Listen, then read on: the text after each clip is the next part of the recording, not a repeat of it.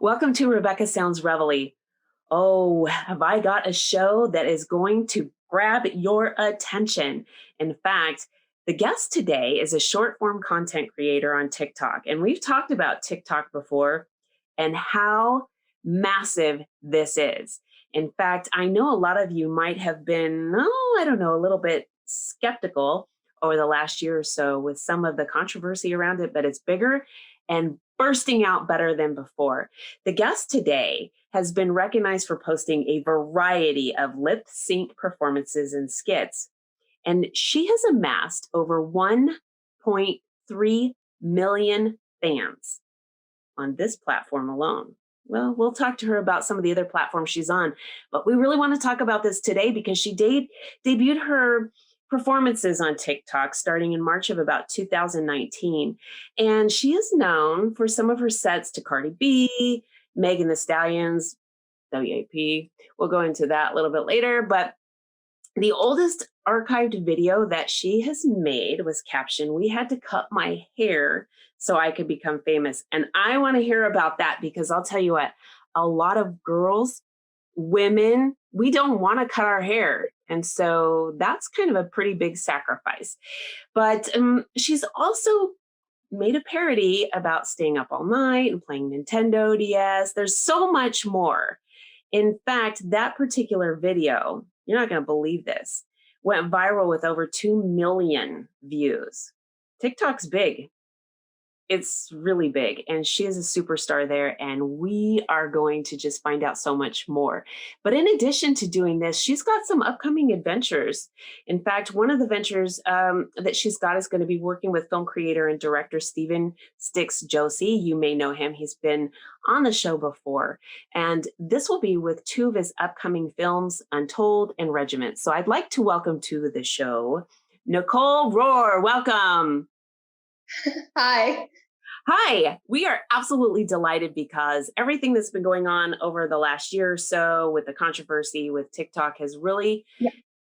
really just now gone away, and you are blowing things up and making things happen. Tell me how you got started on TikTok. I remember I first started freshman year of high school. And I just started off and I was like, oh my gosh, this is like a new platform. Is it like Musically? What is it? And I first started off just using all the little filters on there and just playing around and just making jokes. And the oldest archived video, which is the one that was captioned, "We had to cut my hair so I could be famous." That one specifically, I got a pair of sunglasses and I put it on my head at the top and it got caught. So for about 2 years, I had a little hair that was like shorter than the rest, and it's still shorter than the rest. And it was like this short, and I would just cut it and I like hid it from everyone for a while. But with the weather in my town, it would just like start fraying, and it would just look like I got like a balloon and rubbed it on my head. But it was honestly worth it. It was worth it because it was a really funny video, and I really enjoyed it. And from that day on, I remember I first on that video I originally got like 100 views, and I was like, I just got 100 views. 100 people just saw me, and it just kept getting better and better. And I've honestly been so happy with what I've gotten from day one. This is really exciting because I know that social media likes, looks, views, shares.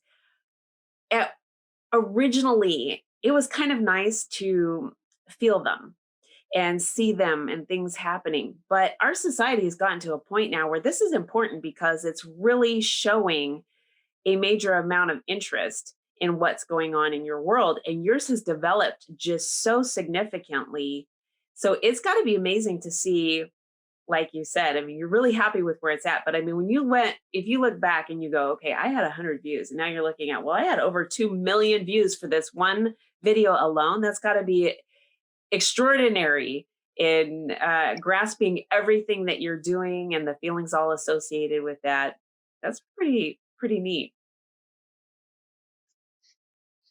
Honestly, it's crazy. It feels weird. At first you're always thinking like, oh my gosh, like these small numbers look so big, and they're still big to me to this day. Like honestly, I don't think, the views have like changed me as a person. I think it's just kind of more made me more excited for what's to come to show that like, hey, I'm still going, everything's going great. This is really good. In fact, let me just go back for a second. When you first started getting involved with TikTok, how popular was it? Were you in your hometown? In my hometown. Okay. So it was like not very, very popular. Like a lot of people did have it, but they secretly had it. It was like a thing where if you had TikTok, you'd have to like hide it from everyone. And you'd be like, oh, I don't have TikTok. It'd be like something that people would find embarrassing. But I honestly still had so much fun with it. And I was still like really, really proud of it. Um, it was popular, but like secretively popular. That's interesting you say that because there was a lot of, concern that this was not going to be something that would take off, but because of the duration, it's really garnered a lot of attention for tons of videos because that fills gaps of time for a lot of people. And that gap of time is bringing them joy or inspiration or hope. And they end up following certain people that really just light up their world for whatever reason. And you're doing that. I mean, you are just making this happen. So I've got to ask you too, do you do this every day and then edit them? Or do you have a schedule that you send out specific videos? How do you do this so that you make sure to keep the attention of your followers?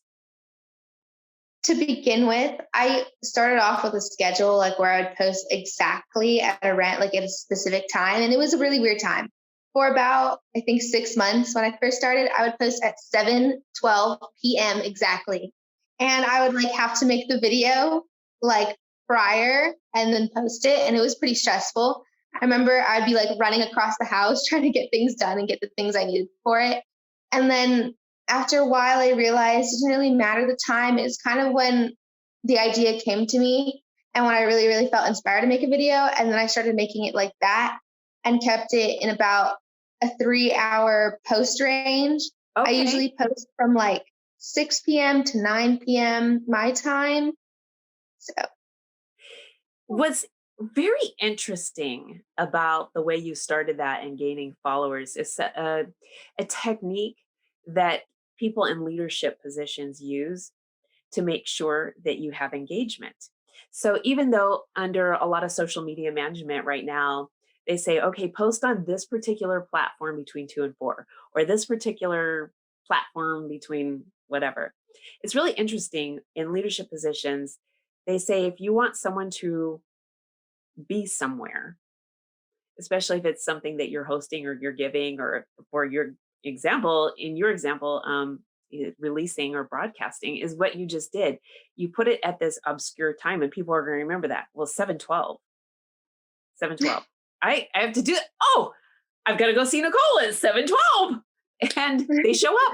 They actually show up for that. There's something different in our mindset that causes us to do that. So it's interesting that you say that's how it started and that traction worked for you and just really broadened the scope of your audience base. And so speaking of scope of audience base, do you get analytics from your TikToks in age groups? And what yes. is the oldest age group that has the most views? Like 50 to 7, you know what I mean? Like 50 to 70, I mean, the oldest. Sorry, I was getting a call, but I think I know what you're saying. um, Honestly, from all of mine, the biggest age group is, I think, 15 to 18 years old. Okay. They give me the most views, and the next highest one would be 18 to 24. Okay. So if I were going to talk to you about the largest age group Hmm. of your followers, since you are such a significant inspiration in their life, what kind of things could you share with them that would help motivate them to follow some of the dreams or passions like yours that they have? I would have to say that when I first started, people always doubted me and people always made me feel like it was something I should be embarrassed and ashamed of because I was different. And then I just kept doing it no matter how much, it hurt me knowing that the people around me didn't support me. But it felt amazing when I could show everyone that I did something not many people could.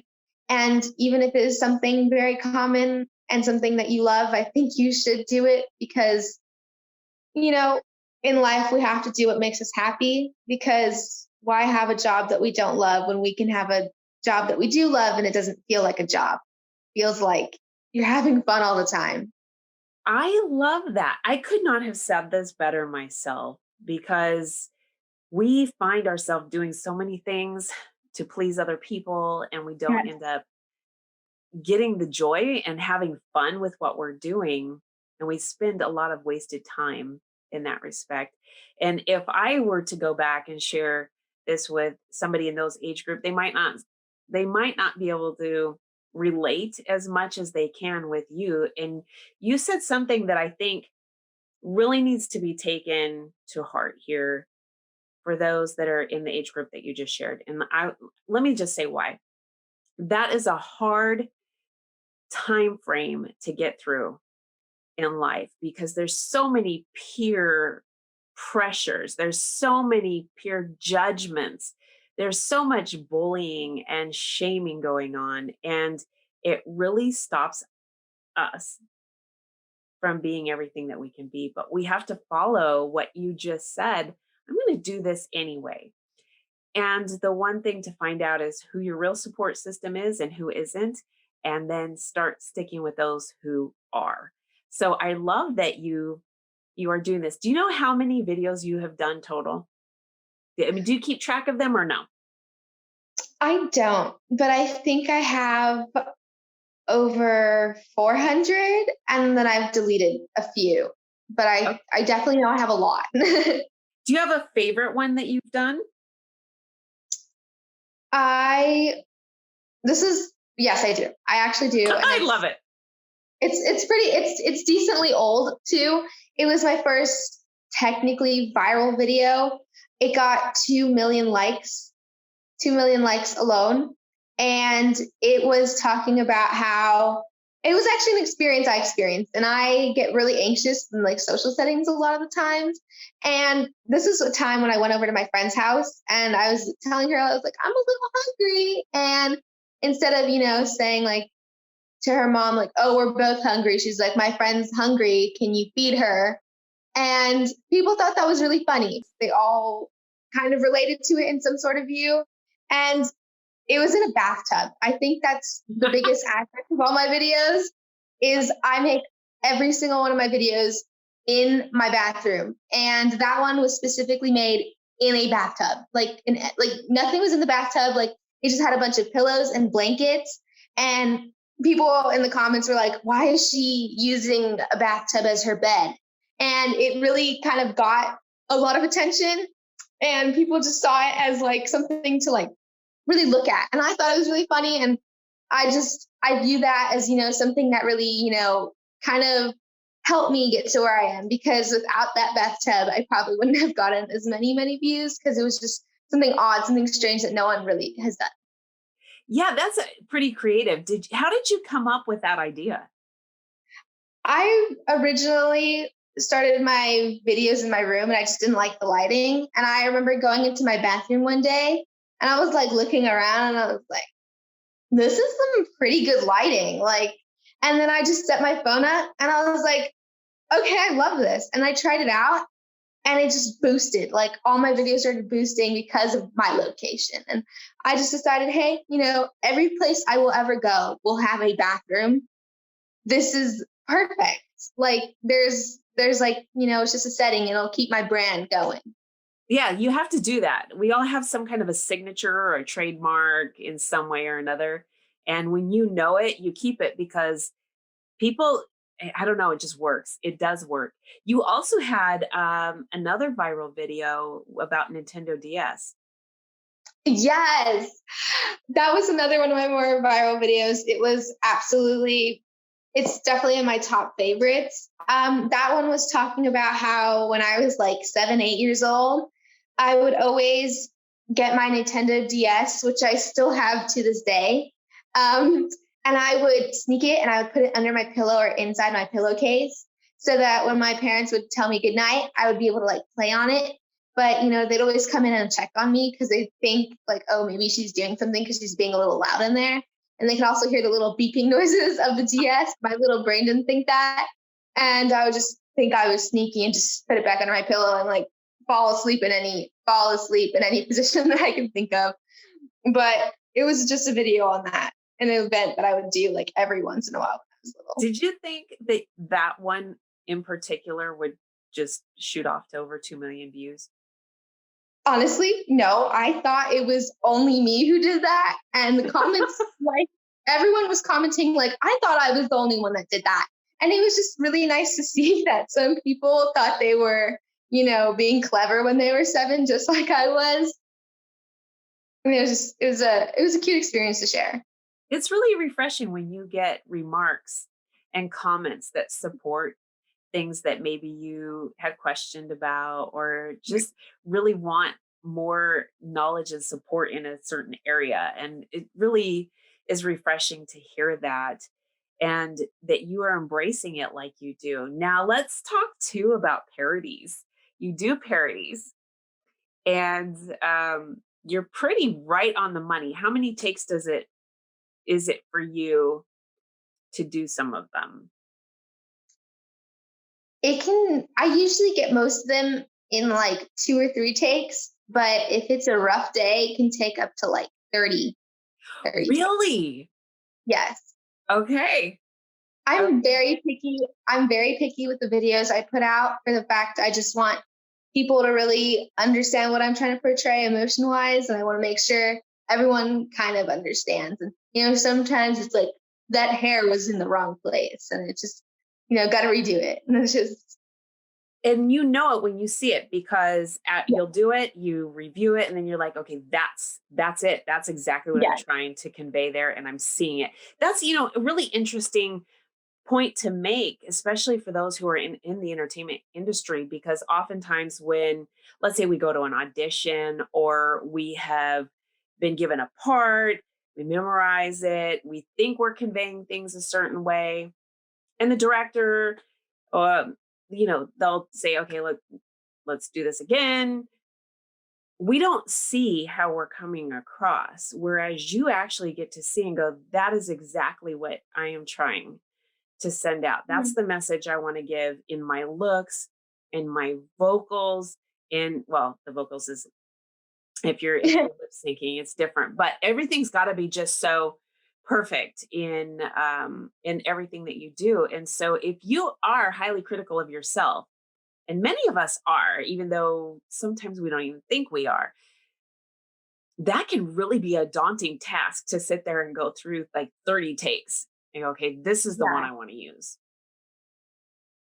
it is. It's honestly, it's pretty tiring, And I think the thing that's funniest is my family's probably like more concerned. Like she's been in the bathroom for an hour playing the same audio like 30 times. Is she okay in there? But for me in there, the time doesn't matter. If it takes 10 minutes for me to make the video, 5 minutes, or even sometimes it takes 2 hours, um, I still enjoy every second of it because I don't know, it's something I love to do. And it's something I just want to continue to do. This is fantastic. I love it. I think you should continue your passion, keep focused and moving forward. And all of the things that you're actually just sharing with other people in joy, happiness, they can relate to you, and inspiration. This is huge. And you have found a way to convey that, and it's making the difference in the lives of a lot of people. And I hope that you have an opportunity to continue just to grow that while you're still doing other things. And I know you have some future ventures with Stephen Sticks Josie. And I don't know if we should tell the audience just yet what you've got going with that, because I'd like to have you back on and talk about it so that they can follow you as you go on these. Right. And not only is it just a business venture, it's an adventure to do this kind of stuff. And I think your followers should go along with that and the audience here. And I hope they connect with you. So I want to thank you for being on the show today and sharing so much because it's an inspiration what you're doing. And again, I mean, I think we've just said so much about this already. I appreciate that. And I think that there's a lot of people who do too. If they want to connect with you, of course, where can they go on TikTok and other social media outlets that you want them to connect with you? You can find me at my handle, Nicole underscore ROHRER, my last name Rohrer. I usually have all my messages open on there. And from TikTok, I have all my social medias linked. I have my Instagram messages open, and I have it where anyone, if they need to, can contact me, ask me questions, talk to me, really get to know me. If I'm always open. I've always been really, really open with my fans. And I think that's the thing that's kept my account together the most because I think I reply to over 3,000 comments every day and do like 10 messages a day. Wow. So I definitely really, really want to connect with my fans. So if anyone wants to contact me, they can contact me through TikTok or Instagram messages. Love it. Those are the two places. Definitely got to connect with Nicole. You've got to see what she's got going on. Let her inspire you in overcoming any type of fears that have held you back from doing something that you wanted to do, whether or not you have a current support system or not, because you'll get one. I mean, just like where she's at now from where it began as some like this little secret thing and people were shaming for it. And now this is just something that has made an incredible difference in her life. I think when those things happen, you are filled with confidence, new drive, positivity, hope, and the doors open for you in many, many, many other aspects. So, Nicole, thank you so much for being on the show today. And I really want the audience to connect with you. So, we will make sure that these links are also in the description boxes on everywhere that this show can be both seen and heard. Well, thank you so, so much for having me. It was a pleasure talking to you, and you've been just absolutely wonderful. So thank you again. Oh, thank you. And I want to thank all of you for tuning into another episode of Rebecca Sounds Reveille. Whatever your dream is, whatever you're feeling inspired to do, don't let anything hold you back. Don't let anybody hold you back. We spend too much time in our lives listening to the negative feedback of other people.